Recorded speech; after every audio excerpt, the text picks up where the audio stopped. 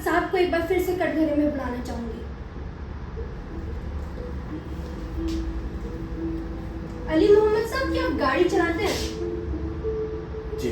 कितने चालान कटे हैं आपके अभी तक? कोई नहीं। इनकम टैक्स भरते हैं? जी हाँ। वोट देते हैं? जी। घूस देते हैं? जी। सरकारी अफसरों से अपना काम आसानी से कराने के लिए क्या आप उन्हें घूस देते हैं? नहीं। जी नहीं। कितने आतंकवादी हैं आपके परिवार में? कोई नहीं। और ये आप कैसे कह सकते हैं? मैं जानता हूँ अपने परिवार को। शाहिद को नहीं जानते थे? शायद वो हमसे गलती हो गई। और बिलाल? बिलाल ने तो कुछ नहीं किया। ये अभी तक प्रूव नहीं हुआ है। उन पे लगाए गए आरोप अभी तक रद्द नहीं हुए हैं। चलिए छोड़िए। आफ्ताब मोहम्मद, आपका बेटा, वो?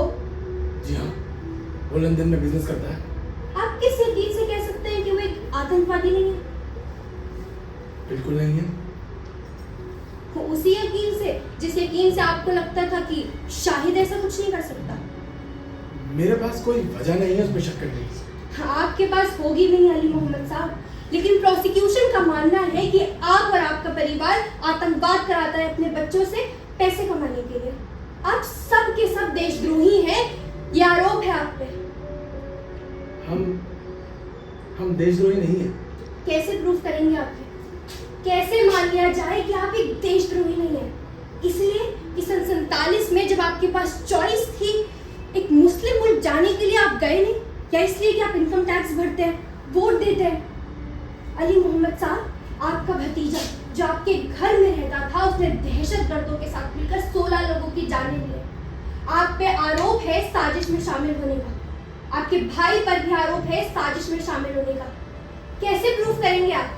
कि कैसे मान लिया जाए कि आप एक अच्छे मुसलमान हैं? ये दाढ़ी कब से रखी है आपने? जी, यही कोई 2.5-3 साल से। क्यों? हमारे यहाँ सुन्नत है।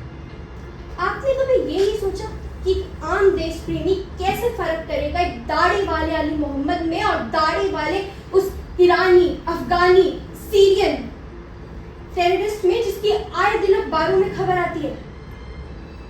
कैसे फर्क करेगा?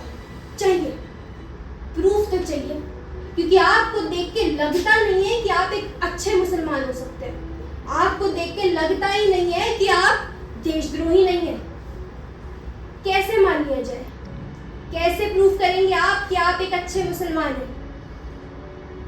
बताइए, कैसे प्रूफ करेंगे आप कि आप एक अच्छे मुसलमान हैं?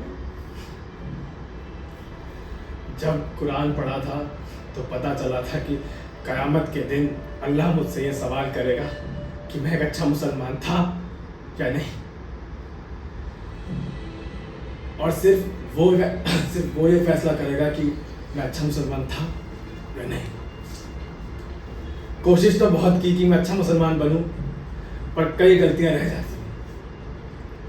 संतोष आनंद जी ने जिस मीटिंग की बात कही, जिस मीटिंग के तहत मुझ पर कम्युनल हार्मनी डिस्टर्ब करने के एक्विजिशन लगाए गए, पूछिए उनसे उस रात क्या हुआ था। उस रात हम सब डरे हुए थे, हर मुसलमान डरा हुआ था। उस रात कुछ लोग मेरे घर आए, सोलकर और चौबे। उन्होंने हमारी हिफाजत करी। काश उस रात सोलकर और चौबे हर मुसलमान के घर जाते। जज साहब, थोड़ा सा समय लूंगा, पर जरूरी है कि आप उनका पक्ष भी जाने जिनके ऊपर आतंकवाद का आरोप है। जज साहब, इस जिंदगी में जो भी बना सब इस मुल्क ने बनाया, इस मुल्क ने दिया। इस मुल्क में अब्दुल हामिद से भी मुतासिर हुए तो महात्मा गांधी से भी मुतासिर हुए तो मदर टेरेसा से। इस मुल्क में मुसलमान होने के कई बार फायदे भी हुए तो कई बार शक की नजर से भी देखा गया मैडम। लेकिन दफ उसी कब्रिस्तान में होना है जो घर से सिर्फ 200 मीटर दूरी पर है। पब्लिक प्रोसिक्यूटर साहब मुझसे कहते हैं कि मैं मुसलमानों का सम्मान करता हूं, मैं मुसलमानों का स्वागत करता हूं।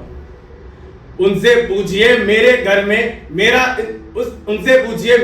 में मेरा स्वागत करने का हक उन्हें किसने दिया। प्रोसिक्यूटर साहब, ये आपका भी उतना ही घर है कि जितना मेरा। अगर उसके बाद भी आपको मेरी वफादारी पे शक है तो आप बताइए कि आपको शक क्यों है। अगर आप शाहिद में और मुराद अली में फर्क नहीं कर सकते तो वो आपकी परेशानी है। अगर आप मेरी दाढ़ी और उसामा बिन लादेन की दाढ़ी में फर्क नहीं कर सकते तो भी मुझे अपनी सुन्नत निभाने का हक है।